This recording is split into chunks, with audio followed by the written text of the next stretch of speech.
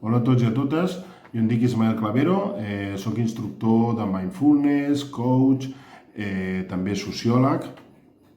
Durant anys he treballat en temes de resolució de conflictes i us animo a tots a apuntar-vos al proper taller que comencem el 14 de gener, que és aprendre a relaxar-se en moments d'incertesa.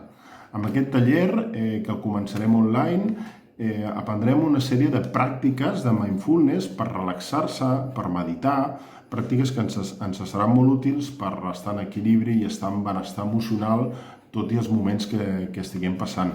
D'aquestes pràctiques jo us passaré uns àudios gravats, és a dir, que després això ho podreu seguir practicant a casa en qualsevol moment que vulgueu o ho necessiteu.